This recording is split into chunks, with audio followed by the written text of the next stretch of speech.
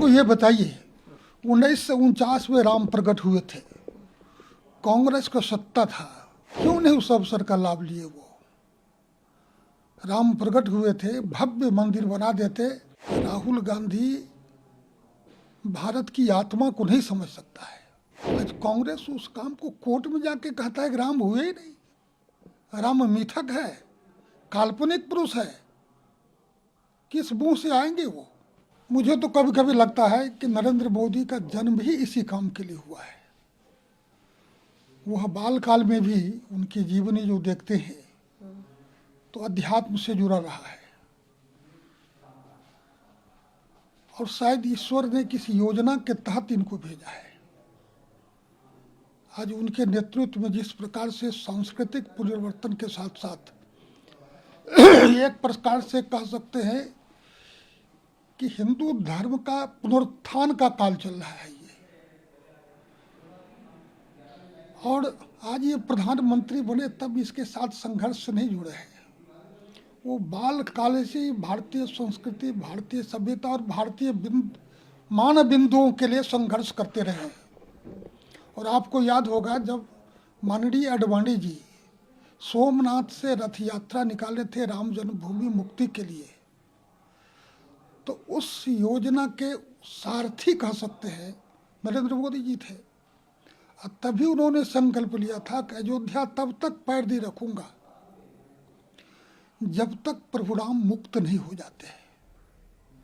तो आप सोच सकते हैं कि उस व्यक्ति के हृदय में कितना अनुराग रहा होगा राम के प्रति।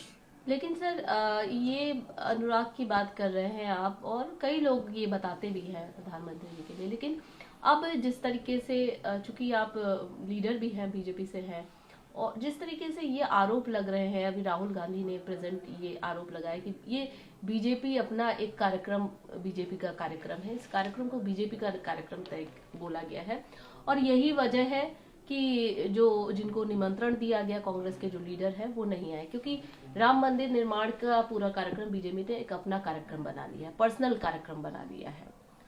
अच्छा, हमको ये बताइए, 1949 में राम प्रकट हुए थे, कांग्रेस का सत्ता था, नेहरू जी के सामने देश में कोई खड़ा होने की स्थिति में नहीं था, क्यों नहीं उस अवसर का लाभ लिए? वो राम प्रकट हुए थे, भव्य मंदिर बना देते, बीजेपी को नाम लेने की आवश्यकता नहीं पड़ती।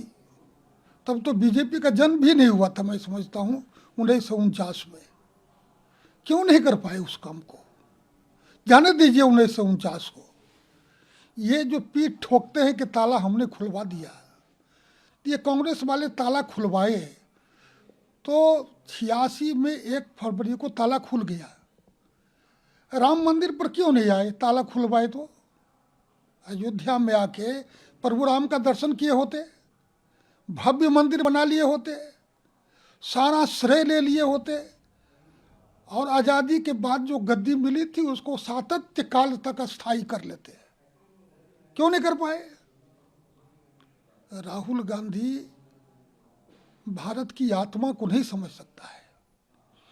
कांग्रेस भी भारत की आत्मा को नहीं समझ रहा है। जिस दिन गांधी को छोड़ दिया, जब पूज्य गांधी जी इस देश में राजनीति का शुभारंभ किए थे, तो उनको समझ आ गया था कि भारत की आत्मा है राम, भारत की आत्मा है कृष्ण, भारत की आत्मा है शंकर, और ये तीनों ही भारत के अंदर ऐसे नायक हैं जिनके बगैर भारत की कल्पना नहीं की जा सकती।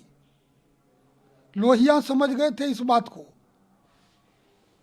लेकिन जिस राम को गांधी ने समझा, कांग्रेस की आज़ादी की लड़ाई में जिस राम के बल पर देश में अलख जगाया, आज कांग्रेस उस काम को कोर्ट में जाके कहता है कि राम हुए ही नहीं, राम मिथक है, काल्पनिक पुरुष है। किस मुंह से आएंगे वो? इसीलिए वो नहीं आ रहे हैं। कौन सा मुंह दिखाएंगे वो? क्या करके छोड़ा है अपने कैरेक्टर को उन्होंने? भारत के अंदर राम के विरुद्ध में कुछ नहीं टिका है, वो भी नहीं टिकेंगे।